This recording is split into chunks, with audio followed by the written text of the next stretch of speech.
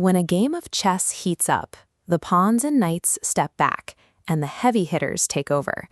Today, we are looking at the three pieces that dictate the battlefield: the rook, the bishop, and the queen.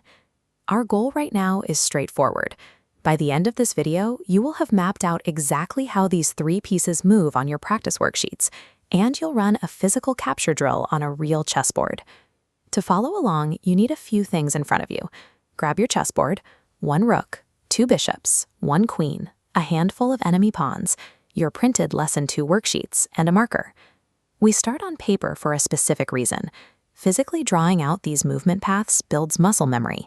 It trains your eyes to see the exact lanes these pieces control, and that visualization is the fastest way to avoid costly blunders during a real match. We'll start with the rook, often called the Tower of Power. At the start of the game, your rooks loom at the far outer corners of the kingdom, waiting for the board to clear to strike. Take one rook and place it right in the center of your physical board. Then, pull out your first Lesson 2 worksheet and lay it flat. This diagram shows the core movement rule. The rook moves as far as it likes in a straight line, up, down, left, or right. But here is the critical limitation. On any turn, it must commit to a single direction. It cannot turn corners mid-move. Grab your marker. On your rook worksheet, draw those precise straight lines radiating outward from the centerpiece to the edges of the board. The rook is your second most powerful piece. Once the pawns get out of the way later in the game, these long, unbroken straight lines let the rook sweep across the board, gobble up undefended targets, and trap enemy kings. Next up are the bishops. Think of them as the king's close advisors, sidling up on their tippy toes to whisper strategy into his ear. The bishops have an arrangement with the king, known as the Bishop Brothers Deal. One brother is strictly restricted to traveling on light squares, and the other is strictly restricted to the dark squares. The bishop moves as far as it likes, strictly along slanted diagonals. A common mistake is letting a bishop drift onto the wrong color. If you follow the diagonal rule, the two brothers never cross paths. Their tracks remain perfectly parallel. Switch to your second worksheet. Take your marker and draw those slanted diagonal lines, extending outward from the bishops, keeping them locked exactly to their starting colors.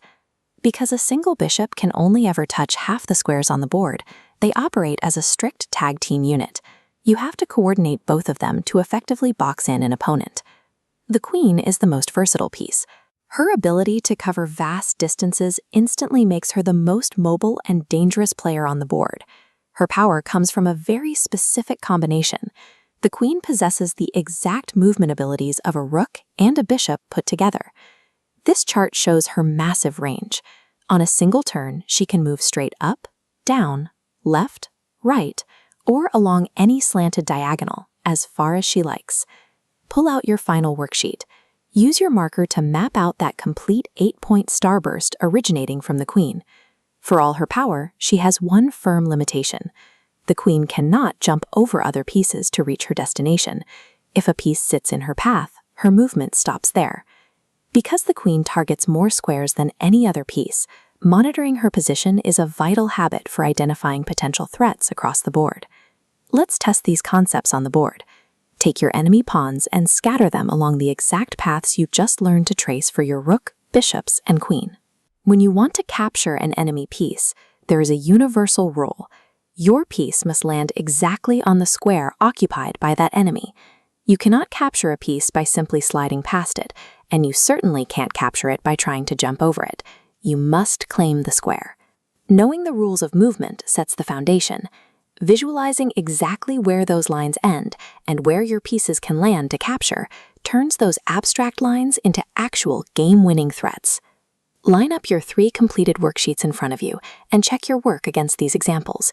If you see the straight grid for the rook, the colored diagonals for the bishops, and the starburst for the queen, you have mastered the mechanics of the 3 most devastating pieces in chess. Now, push the paper aside, clear your workspace, set up your board, and put these skills to the test right now by playing the Farmered and the Piggies minigame. The theory is done. It's time to play.